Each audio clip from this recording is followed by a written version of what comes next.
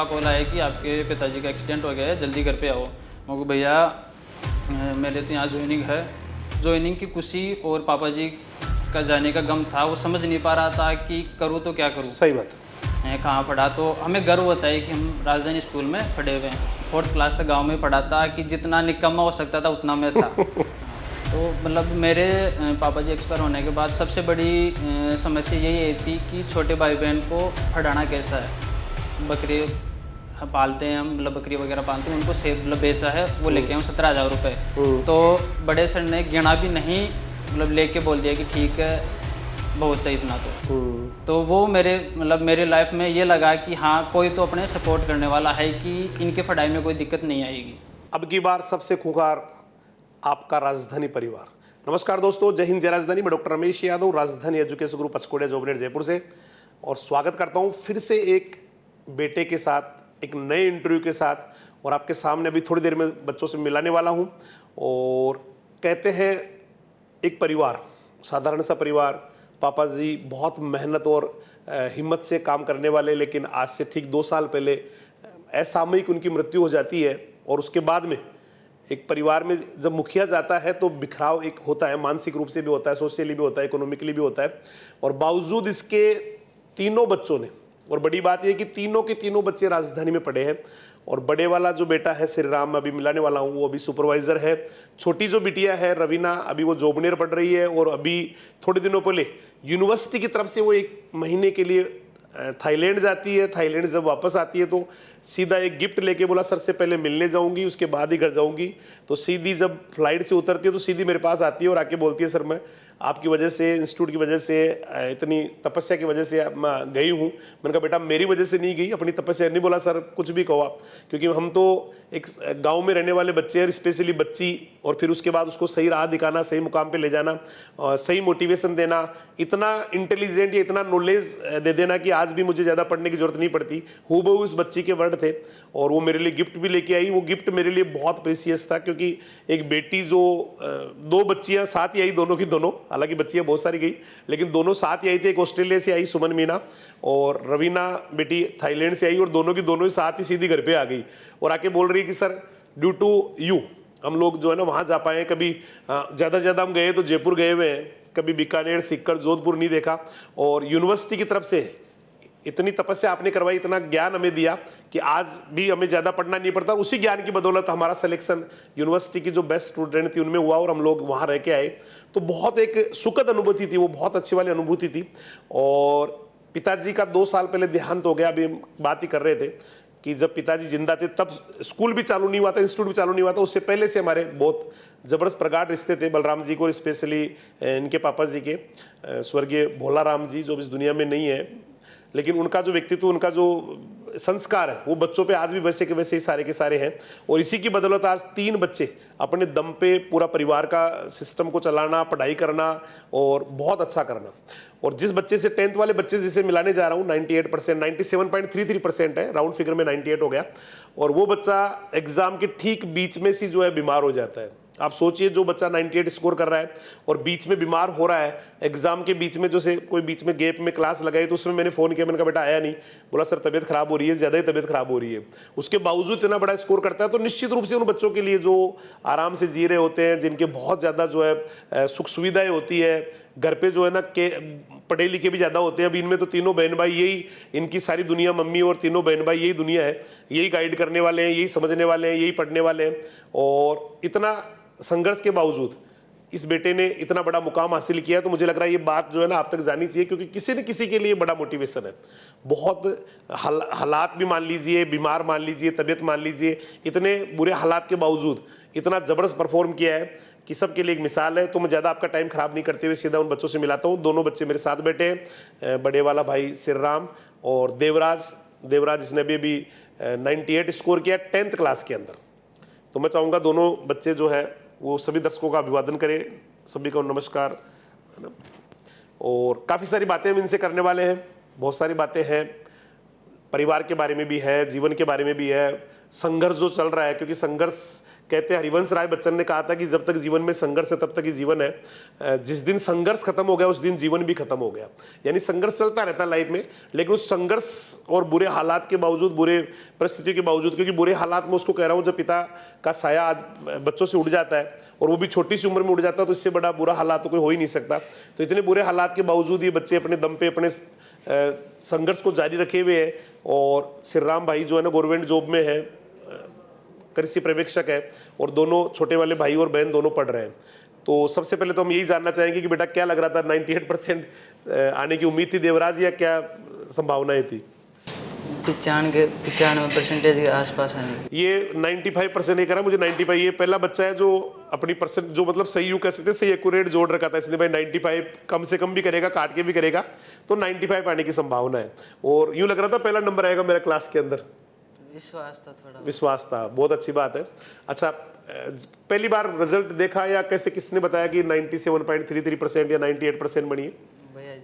भैया ने बताया। कहाँ, मैं श्री राम से जानना चाहूँगा कहाँ कैसे पता चल गया? क्योंकि मैंने जब फ़ोन किया उससे पहले तो इसको पता ही लग गया था, क्योंकि यार रिजल्ट निकालने में टाइम लग गया भाई, उसका भी 2, 3, 4, 5 बच्चों का निकालना था, तो इसका पहले ही रिजल्ट निकाल के तैयार था। मैंने बधाई दी, बोला सर बहुत बहुत धन्यवाद। नहीं मुझे लग रहा था भाई ये पूछेगा सर कितनी बड़ी है, लेकिन इसका मतलब पहले ही। तो श्री राम से ही जान लेते हैं कैसे रिजल्ट का पता लगा, या कैसे कैसा लगा सारे घर वालों को जब रिजल्ट आया तब? 29 तारीख को 5 बजे बोर्ड ने अनाउंस किया था कि रिजल्ट जारी करेंगे। उस दिन लगभग 2 या 3 बजे से हम दोनों भाई बहन, दोनों भाई और सिस्टर रवीना वेट कर रहे थे कि जब रिजल्ट आएगा। रवीना भी घर पे आई हुई थी उस समय? अभी छुट्टियां चल रही होगी। हाँ। तो हम वेट कर रहे थे। फिर लगभग 5 बजे हमने मोबाइल ऑन करके देखा था, घर पे ही थे हम सारे फैमिली, मम्मी, बड़ी मम्मी सब घर पे ही थे। तब हमने खोल के देखा तो इन्होंने मेरे से पहले, मतलब हम दोनों साथ ही देख रहे थे, तो मेरे मोबाइल में मेरे से पहले देवराज ने देखा था और इसने जोर से कहा कि 97। तो फिर मेरे को अंदाजा हुआ। मैंने भी 2 बार देखा कि कोई देखने में गलती ना हो गई हो, या कुछ और ऊपर वाले नंबर देख लियो सब्जेक्ट के। सही बात है। इस वजह से मैंने 2-3 बार देखा कि हाँ 97। फिर जो अंदर से खुशी हुई, तो अंदरूनी खुशी आंसू के थ्रू बाहर आ रही थी मेरी। सही बात है, बहुत बड़ी। पूरी साल की मेहनत और पापा जी का आशीर्वाद रहा इस चीज़ में। उस चीज़ के लिए मैं मेरे पूर्वजों और आराध्य देव का बहुत बहुत धन्यवाद देना चाहता हूँ। मतलब बहुत बड़ी बात है। देखो आपने कभी सुना होगा, ज़्यादातर बच्चे ये कहते हैं कि मेरे 99 आने की उम्मीद थी, 100 आने की थी, वो कैसे कट गए।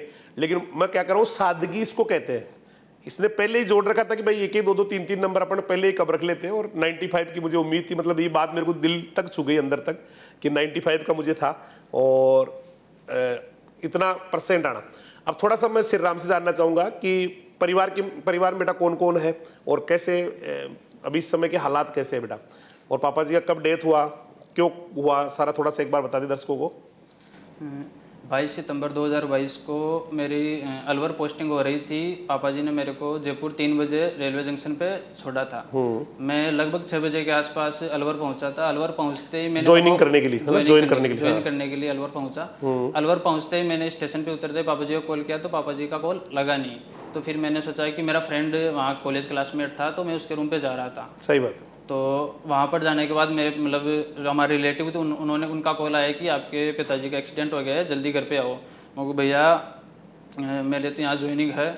तो उन्होंने कहा कि ज्वाइनिंग 2 दिन लेट कर लेंगे, पहले घर पे आओ, पापा जी का एक्सीडेंट है, सीरियस कंडीशन है। फिर मैं बस के थ्रू रात को 12 बजे जयपुर आया, बिना ज्वाइन किए वापस आ गया था। रात को 12 बजे मैं जयपुर पहुंचा। फिर हमारे जयपुर SMS हॉस्पिटल में रहा। तो मेरे को सुबह तक किसी ने बताया नहीं कि पापा जी एक्सपायर हो चुके हैं। मेरे को यही बता रहे हैं कि ICU में है, ना मिलने दे रहे हैं, सुबह मिलने देंगे। तो फिर सुबह जब पता चला तो मैं अंदर से जो ज्वाइनिंग की खुशी और पापा जी का जाने का गम था, वो समझ नहीं पा रहा था कि करूँ तो क्या करूँ। सही बात है। तो फिर सबसे बड़ी टेंशन ये थी कि मम्मी बीमार रहती है, तो मेरी तो दिखी जाएगी, लेकिन छोटे भाई बहन है और मम्मी है, वो अपने आप कैसे संभालेंगे, उनको कैसे संभालेंगे। सही बात है। लेकिन पापा जी की मेहनत और राजधानी स्कूल में जो मैंने मेहनत की है, मेरी ज़िंदगी के 2009-10 से बेस से 2017-18 तक कौन सी क्लास में आ गया था बेटा? मैं 5th क्लास में यहाँ पे आ गया था। 5वीं क्लास से यहाँ 12th क्लास से यहाँ निकला था। मेरी ज़िंदगी के 8 साल मैंने यहीं जिए हैं। मतलब सही बात है। मतलब जहाँ ये स्कूल स्टार्ट हुई थी उसके 1-2 साल बाद में आ गया था। अच्छे मुकाम पर पहुँच जाने, मतलब पहुँच गई, शुरू से ही अच्छे मुकाम पे थी। लेकिन जब मैं यहाँ निकला तो अंदर से मतलब गर्व फील होता था कि अपने 8 साल ज़िंदगी के यहाँ पर जिए हैं। सही तो बात। किसी को हमारे रिलेटिव वगैरह को बोलते हैं कि भाई क्या है, कहाँ पढ़ा, तो हमें गर्व होता है कि हम राजधानी स्कूल में पढ़े हुए हैं। अच्छा, फिर उसके बाद में वो ज्वाइनिंग कितने दिन बाद में वापस जाना पड़ा ज्वाइनिंग के लिए? मैं 3 दिन बाद अलवर वापस गया। गाँव जाना था, वो तो भाई वहाँ सरकारी काम था, ज्वाइनिंग मजबूरी थी। सही बात है। तो बेटा उसके बाद में तीनों भाई बहन, अच्छा एक उसके बाद रवीना के बारे में तो बात करना बहुत ज़रूरी है। वो इतनी सिंसियर बेटी है, इतना मतलब उसका ज़बरदस्त लगाव है। कभी यहाँ से जा रही होती है तो गाड़ी रोक लेती है और आके 10 मिनट सर के दोग लगा के आऊँगी। और बहुत मतलब उसका व्यवहार और व्यक्तित्व ज़बरदस्त है। और मैंने तो पहले ही घोषणा कर रखी कि एक दिन बहुत बड़े मुकाम पे जाएगी। वास्तव में ज़बरदस्त, बहुत तीनों भाई बहन जैसे मैंने कहा ना, बहुत ईमानदारी से और बहुत तपस्या करके अपने दम पे, यूँ कोई मतलब यूँ नहीं है किसी भाई कोई बहुत बड़ा सपोर्ट है, सारे बच्चे अपने दम पे ही संघर्ष कर रहे हैं। तो बिटिया अभी थाईलैंड होके आई, तो वो वहाँ का कैसा उसका अनुभव रहा और कैसे, मैं तो सोच रहा था बुला ही लेते, मैंने गलती मेरी है, मैंने उसको कहा नहीं बुलाने के लिए, नहीं तीनों बहन भाई आ जाते। तो बेटा उसका क्या, कैसे गई, क्या रहा, उसके बारे में थोड़ा सा बताएं। रवीना ने पिछले साल मेरे को कॉल किया है कि भैया एक नाहिप सेंट्रल गवर्नमेंट का प्रोजेक्ट है, उसके थ्रू हमें फॉरेन टूर पे कॉलेज ले जाएगी फॉर हायर एजुकेशन के लिए। सही बात। तो फिर मैंने कौन सी कंट्री, तो उन्होंने कहा कि थाईलैंड या ऑस्ट्रेलिया, 2 कंट्री का ऑप्शन दे रहे हैं अभी, लेकिन फाइनल डिसीजन कॉलेज करेगी। सही बात। तो फिर वो कि खर्चा कितना आएगा, कि भैया लगभग मतलब वीज़ा वगैरह कॉलेज अपने हिसाब से देखेगी, पासपोर्ट अपने को पासपोर्ट ही बनाना पड़ेगा और पूरा खर्चा कॉलेज देखेगी। तो फिर मैं कोई दिक्कत नहीं, अपने परिवार में, अपने समाज में अभी तक कोई इंटरनेशनल टूर किसी ने नहीं किया। इंटरनेशनल तो सही बात तो है, अपने परिवार के लिए गर्व की बात है कि तू बेटी राजस्थान से भी बाहर जाकर मतलब बच्ची होके, एक लड़की होकर भी इंटरनेशनल टूर करने के लिए कि अपने मतलब अपने मुकाम से तू अपनी हिम्मत से जा रही है। तो मेरे को कोई दिक्कत नहीं है, जा और अच्छा वहाँ पर जो भी अनुभव मिलता है वो हमें भी बताना, हम भी आगे कोशिश करेंगे कि तुझे हमारी तरफ से जो कोई भी कमी नहीं आएगी। सही बात बेटा। तो बहुत बड़ी बात है, एक बिटिया का जो है ना वहाँ जाना। वो कह रही थी, खुद ही कहती भाई सर हम तो कभी जयपुर के अलावा कहीं गए नहीं भाई, ज़्यादा कोई जयपुर के अलावा एक आधी सिटी में और गए होंगे, बाकी तो। और सीधा ही फॉरेनर, वो भी एक यूनिवर्सिटी की तरफ से जाना और एक वहाँ मतलब VIP ट्रीटमेंट मिलना, सब कुछ सारी सुविधाएं गवर्नमेंट की तरफ से मिलना, बहुत बड़ी बात है। अच्छा, घर में इस समय कौन कौन है बेटा? सारे लोग जो इस परिवार के हैं वो कौन कौन लोग हैं? घर में मेरी मम्मी है, बड़ा मैं भाई हूँ, मेरे से छोटी सिस्टर है और उससे छोटा भाई। हम 4 लोगों का परिवार है। और देवराज जो है ना, वो घर पे क्या इसकी एक्टिविटी होती है, कितने बजे उठता था? क्योंकि ये पास में ही है यहाँ से, तो ये हॉस्टल में नहीं रह के घर से आता जाता था डेली बस में। तो क्या एक्टिविटी रहती थी इसकी, कैसे? और पढ़ने के लिए कितनी बार कहना पड़ता था इसको? नहीं, पढ़ने के लिए मेरे को ये ज़रूरत नहीं पड़ी कि पढ़ने के लिए बोलना पड़े। मैंने एक बार ही, पापा जी के एक्सपायर होने के बाद मैंने एक बार ही थोड़ा समझा दिया था कि जो भी करना है तुझे करना है। सही बात। तेरी लाइफ तू सुधारेगा, मेरी तरफ से कोई भी कमी नहीं रहेगी हर चीज़ में। तो इसने अपने लेवल पे ही पढ़ाई की है। हम तो जब भी देखते थे कि 11 बजे या 12 बजे जब भी उठे तब यही पढ़ता रहता था। और सुबह अपने हिसाब से ही उठे, हम कोई प्रेशर नहीं डालते थे कब उठना है कब सोना है, अपने हिसाब से पढ़ता था ये।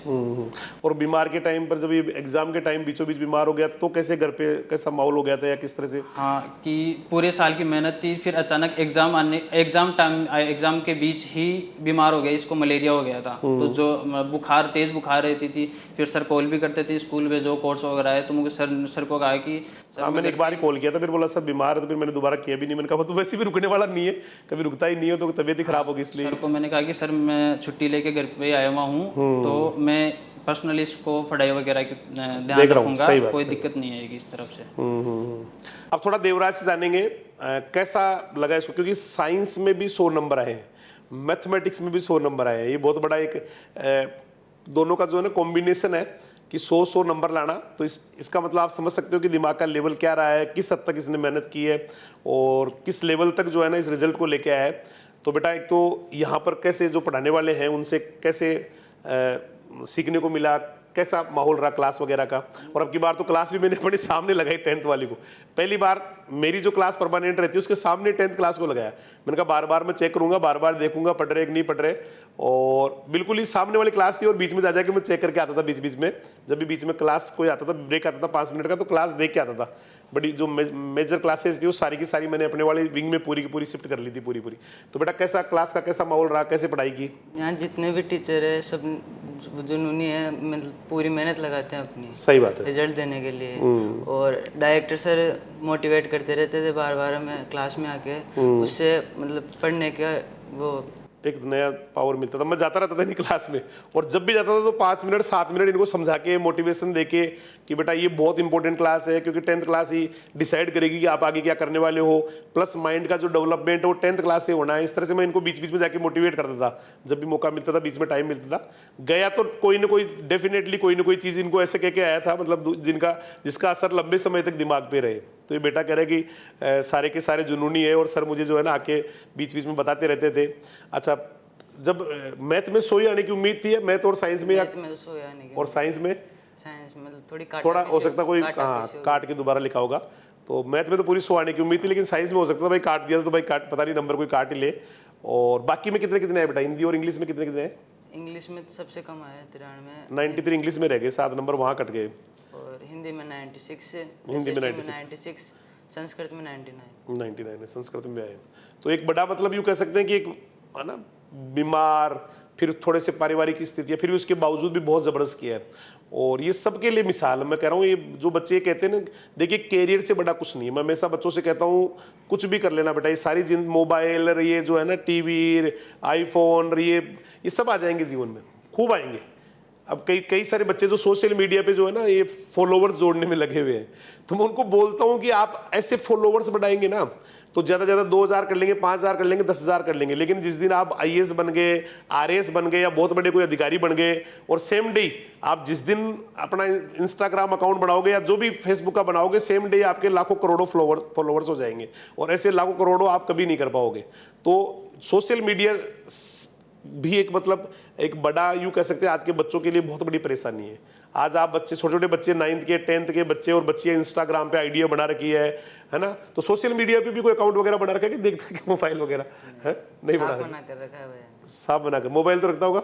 मोबाइल नहीं रखता। देखो आज के टाइम, ये राजधानी है, यहाँ पर हॉस्टल में मोबाइल अलाउ नहीं है, और घर पे तो खैर चलो कोई बच्चा घर पे जा रहा है, लेकिन ये देखो कितना एक बड़ी बात है कि घर पे भी मोबाइल बोला साफ साफ मना कर रखा है।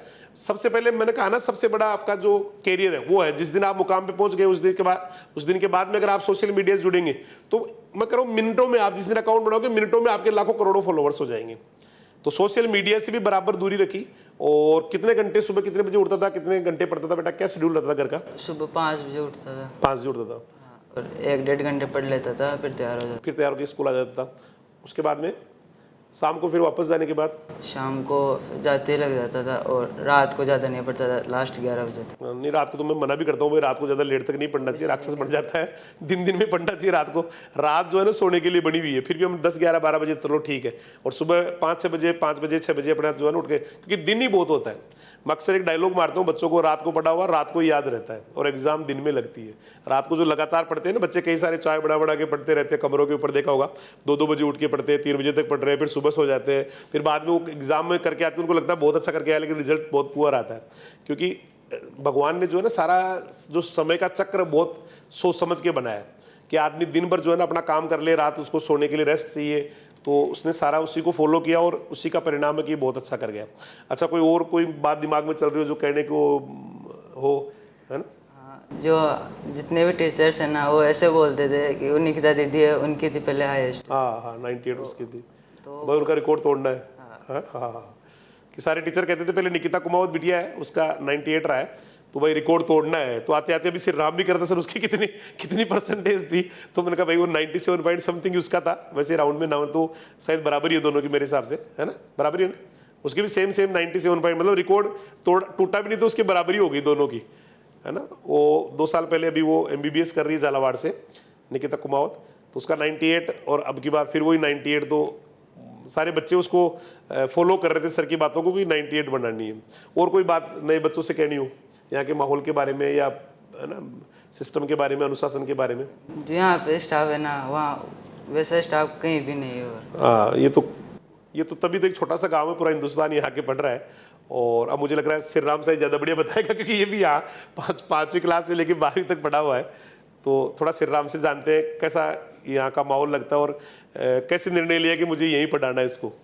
मैं 2009-10 में यहाँ पर एडमिशन लिया था। मेरा एडमिशन भी एक मतलब मेरा कोई इंटेंस नहीं था कि मैं यहाँ पे जाना। मेरे एक बड़े भाई है महेंद्र मीणा, हमारे पड़ोसी है, उन्होंने कहा कि अपने गांव में बस आ रही है, अब मेरे साथ चल, तू 2-3 दिन स्कूल चेक करा। मम्मी ने कहा कि स्कूल जाके देखा तो यहाँ पे गांव में पढ़ने वाला नहीं है। मैं मतलब 4th क्लास तक गांव में पढ़ा था कि जितना निकम्मा हो सकता था उतना मैं था कि गांव में बीच में रास्ते में रुकता था, स्कूल ना जाना ना, मतलब जितना बैक बेंचर से भी खराब मेरी हालत थी। सही बात। तो मैं पापा ने कहा कि बालकृष्ण भैया महेंद्र भैया जा रहे हैं तो उनके साथ तो बस में चला जा।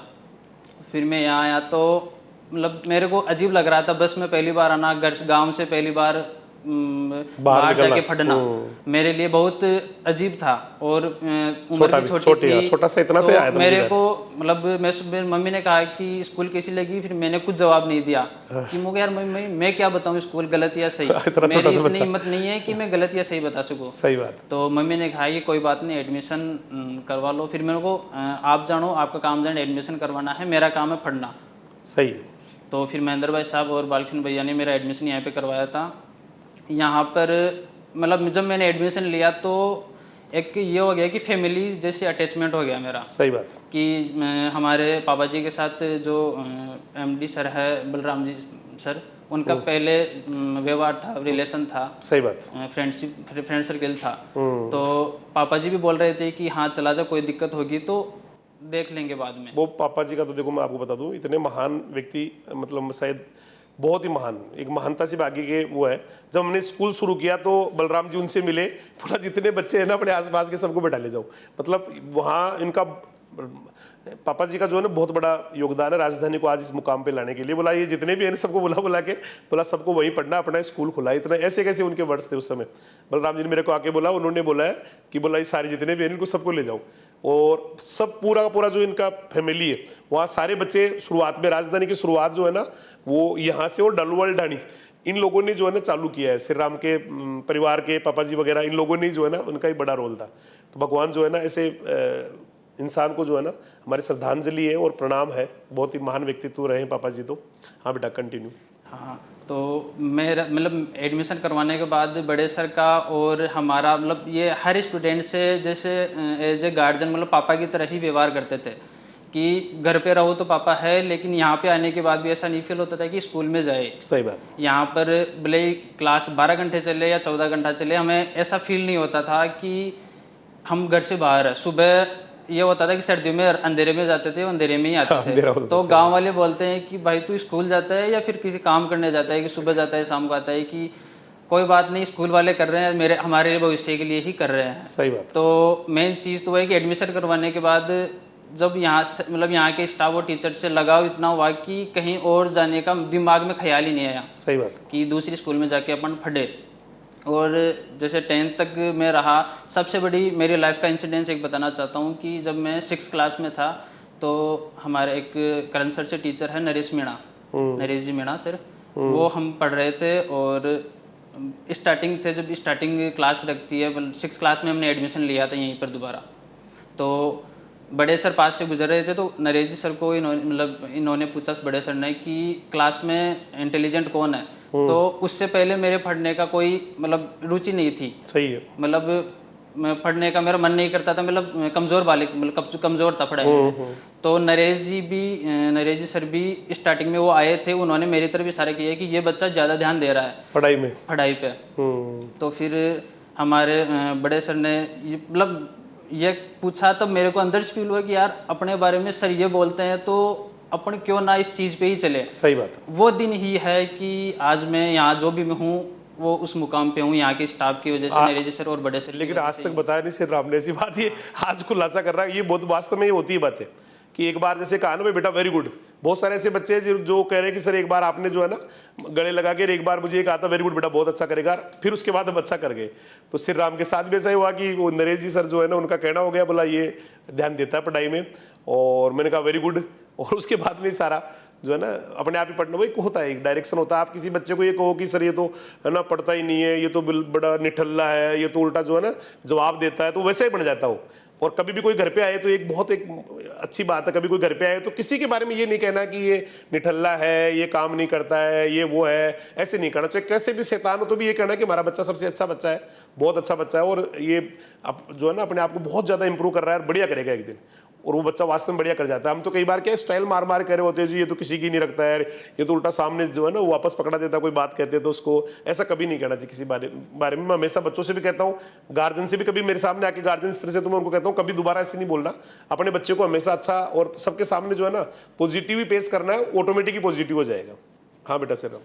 हाँ, तो मेरी लाइफ का सबसे बड़ा इंसिडेंस वही था कि मैं पढ़ने के लिए मेरा मतलब रुचि आई कि अपने को पढ़ना है।